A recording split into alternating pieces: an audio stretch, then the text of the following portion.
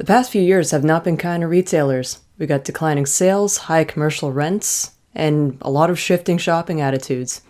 This put a lot of them into bankruptcy, and it's led to many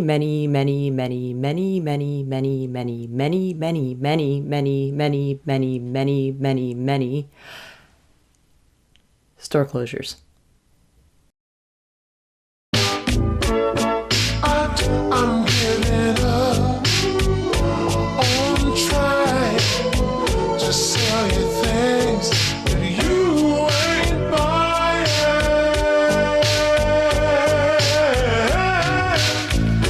It's your move. I've made up my mind. Time is running out. Make a move. To fully understand the retail apocalypse, we have to bring this back to the 1980s, where everybody had a credit card and everybody liked to spend. Malls were also these very over-the-top places with very over-the-top attractions for young people. It's no coincidence that these really over-the-top attractions brought younger people into these communal shopping spaces so that they could just continue that cycle of spending. Advertising was also so widespread and so highly integrated into regular life that it seemed like no matter where you went, all roads just led right back to the shopping mall. So business was booming. Sometimes this was quite literally the case, since a lot of malls were actually located on public transit lines or just near major roads, so anywhere you went, you were just gonna come across a mall at some point. To me, the mall of the 80s is just peak Americana. It's just where you see Coca-Cola, it's where you see Nike and Adidas, it's where you see all the recognizable brands and logos, plus just over-the-top entertainment venues. Like some malls have roller coasters, some of them had ice rinks. Apparently that was pretty common. I wasn't around in the 80s, but there was a lot of different bowling alleys attached to them. It was very much just a thing to do, as opposed to today where, you go to the mall, you pick up a few things. It's less of an outing. Despite the declining foot traffic in recent years, people still hold some sort of nostalgic vibe towards the retro mall of the 80s. Recently, these neon-hued concrete kingdoms of consumerism have just been left vacant, empty, desolate, and crumbling. In the US, this impact is particularly felt. Over 9,000 stores closed in 2019 alone. If you take this to Canada, it was about 600 locations. There's no precise figure, but that was sort of the number I came up with when I was tracking different retail closures over the course of the year. It's quite a lot. I'm sure this doesn't come as a surprise to anybody who's been keeping track of the retail apocalypse. It seemed like every week there was a new store going under, or a new company filing for bankruptcy or bankruptcy protection, or some kind of company restructuring their assets to, you guessed it, lead to more store closures. And Canadian retail sales have been abysmal lately. Actually, in 2019, we saw the lowest rate of growth since the 2008 recession. According to Retail Insider, both the 12-month and 13-month moving average have been on the decline since 2017, when it hit its peak. This report went further to explain that big-ticket items like cars were on the decline, also convenience stores, so I guess that's less convenient for them, isn't it? December 2019 data shows that there is a slight dip in consumer confidence, with Canadian retail sales slumping by 0.4% and US sales only gaining by 0.2%. So what's going on here? Do we just not treat ourselves to a day at the mall anymore?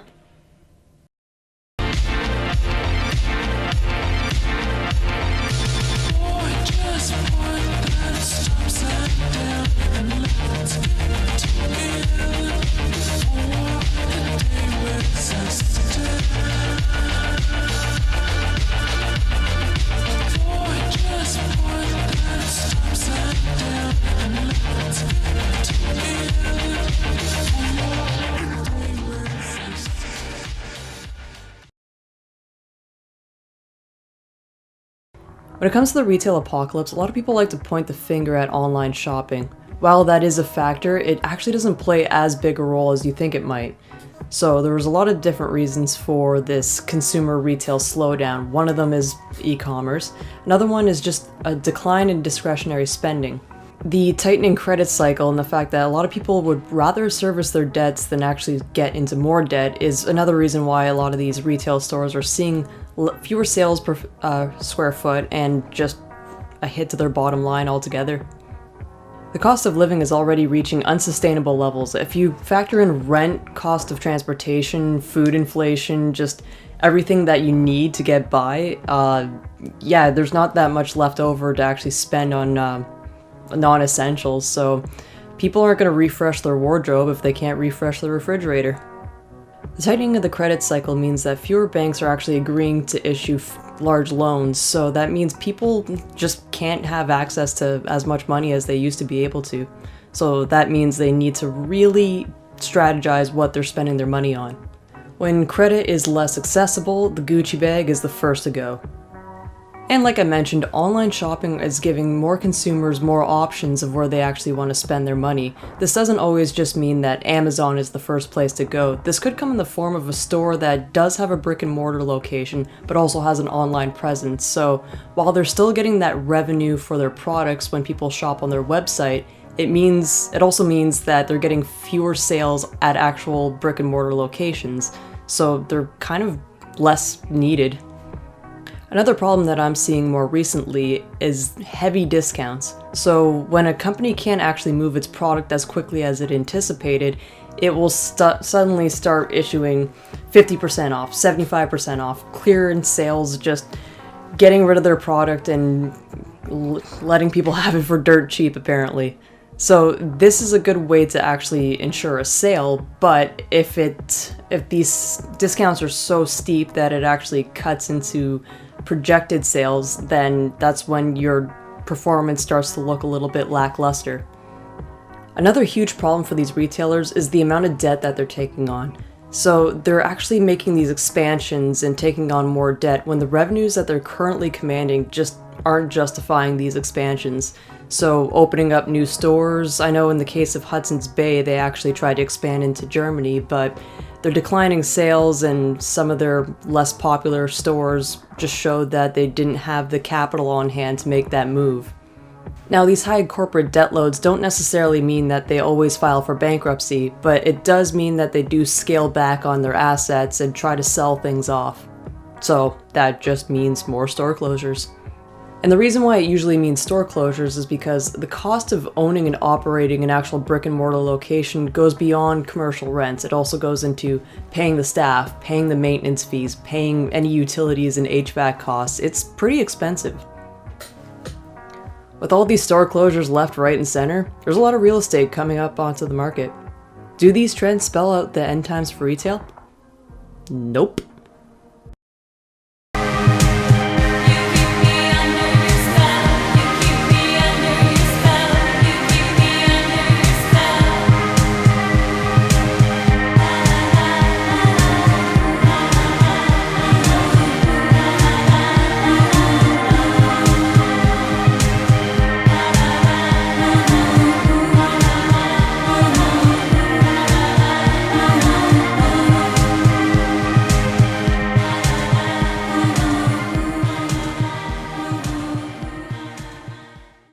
I've been harping on retail a lot, but there's actually a few things that they've been doing well recently.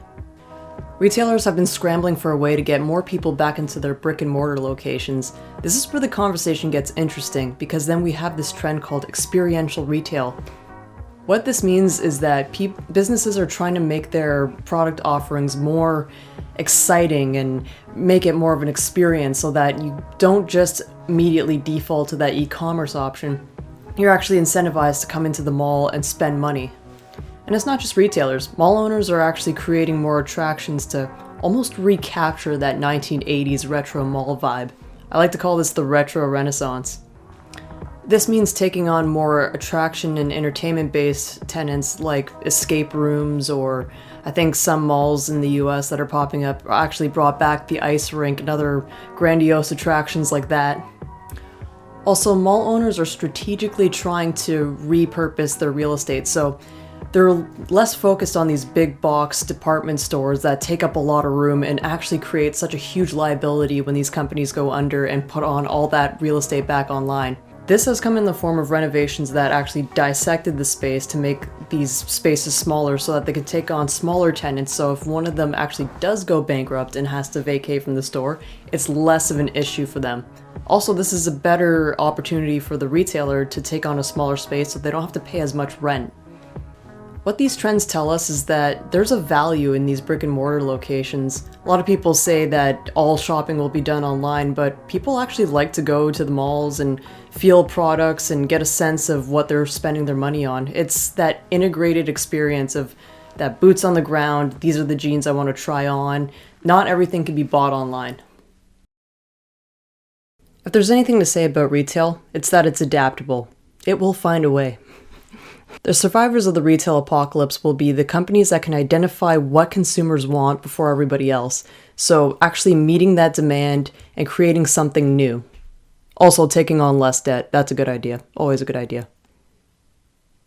One of my concerns for the retail apocalypse is that with more store closures, more people lose their jobs. And that's always been an issue for me because when I was in high school and college, I actually found value in working at a place to try to save as much as I could for university. This hopefully isn't going to be a thing of the past. I really hope young people in their early 20s can actually find that sort of gainful employment. But if that's not the case, then I understand that people are also very adaptable. Whatever the form new retail takes, whether it's the retro renaissance or something completely different altogether that nobody can really anticipate, it'll be really interesting to see how people sort of inform this decision. Got some thoughts on the retail apocalypse? Let me know all about it in the comments. Also like and subscribe and all that fun stuff. Also, if you're really interested in this topic, I did write about it extensively on my website, stephaniehughesjournalism.com, so be sure to check that out too. Stephanie Hughes, signing off.